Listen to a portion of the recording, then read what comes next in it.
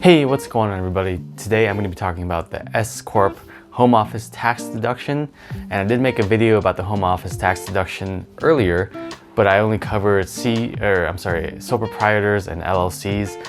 But in this video I'm going to cover S Corp specifically. So there are a couple main differences here. That's why I needed to make another video, but hopefully I'll make it clear. There's a couple things you need to know about the home office tax deduction. I'm not going to go over in this video. I would just watch my previous video to get that information. But basically your home office, if you have a dedicated space in your home office, then you may be able to deduct a portion of your home expenses in the ratio of that space compared to your entire home. And you can easily do that as a Schedule C business owner, but as an S Corp, it's a bit different, and so that's why I'm making this video. So again, there's two ways you can do it. The first way is for your business, your S Corp, to pay you rent for your home office, okay? So like you'll have your home office here where you pay rent or your mortgage or whatever it is, and you pay for internet and telephone. Since it's your personal home, you can't deduct any of those things from your S Corp tax return.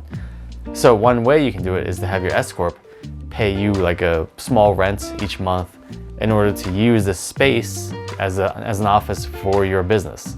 I don't really like this method for one reason, because although the company gets to deduct the rent expense from its tax return, you then personally have to claim that income as income because it's rental income that you're receiving on your home or on your property. So it's not going to be a one-for-one, it's not going to be one expense, one income. So it's not completely a wash, but the fact that you do have to claim it as income means I don't like this method at all, and you shouldn't either. So that's why I'm going to go over more detail into the second method, which is called the accountable plan method.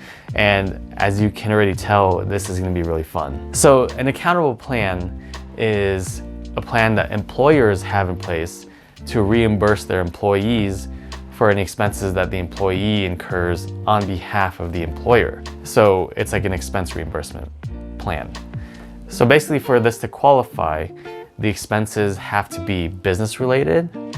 They have to take place within a reasonable amount of time or a time frame. A reasonable time frame means like you were employed with the company and you incurred the expense while you were employed with the company. Something like that, okay? And the third criteria is that the employee has to refund or return any money that the employer gave it if they did not use it for business-related expenses. In order for this accountable plan to work, there has to be a policy set in place from the employer or from the company, and all the expenses have to be accounted for and documented.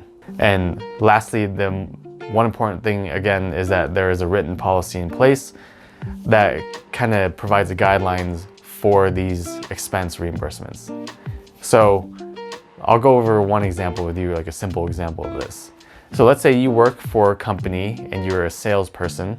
You earn a W-2 income from this company, and one of your jobs is to just maintain client relationships. So maybe what you do is sometimes you take a client of the company's out for lunch and you pay for it personally because you don't have a company credit card. So you're taking client A out for lunch, you pay for the lunch personally.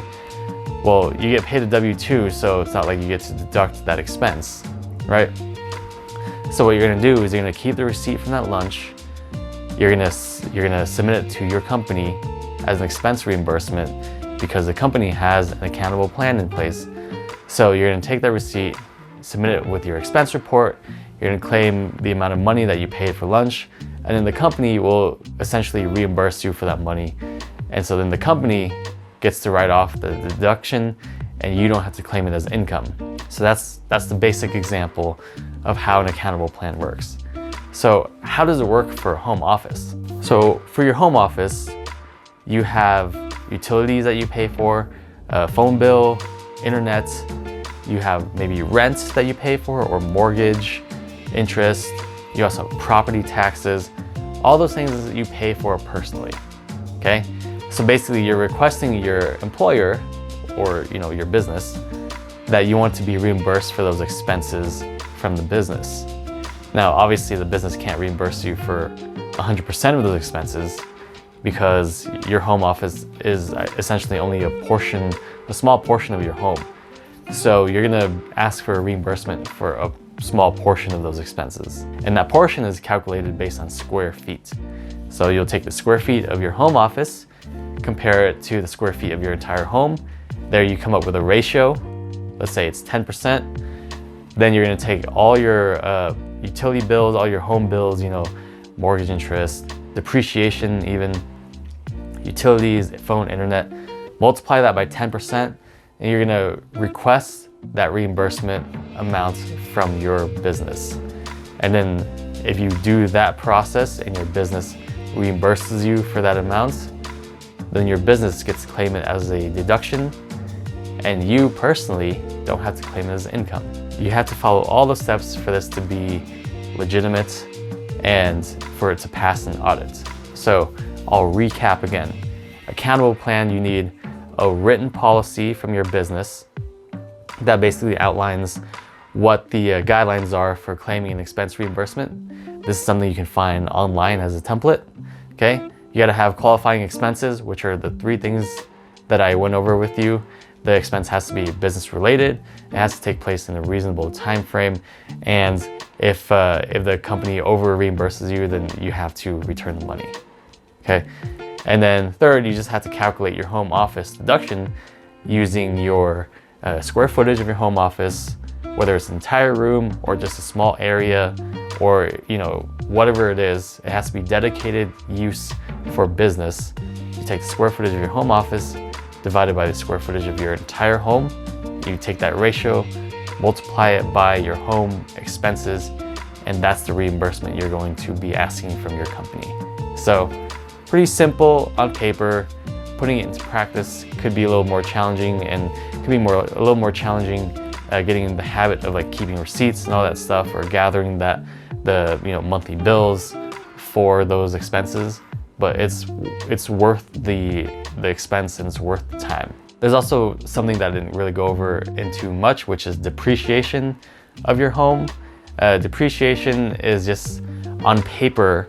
If you're using your home for business, then your home essentially will depreciate in value on paper, because you're telling the IRS, hey, I'm using this asset, and as I use it, it loses value over time, even though we all know that real estate typically appreciates over time. But for tax purposes and for on paper purposes, your home does depreciate over time, and you will be able to claim a partial deduction on that depreciation based on your home office ratio, okay? So hope that makes sense. Leave me some comments below if you have any questions or concerns or anything like that. And also, if you haven't done so already, please subscribe to my channel. I would appreciate that. And also, if you found the content of this video enjoyable and helpful, then smash that like button, and I would really appreciate that as well. And that's all I got for today. I'll see you guys next time, and take care. I'm in the mood for a switch up. I hit the function, hit the rose till I hiccup. I hit the stage and leave with money that's a sticker. She picture perfect, so I told him I'm a flicker. Bill, I'm in the mood for a change up. I leave the city and return with my change up.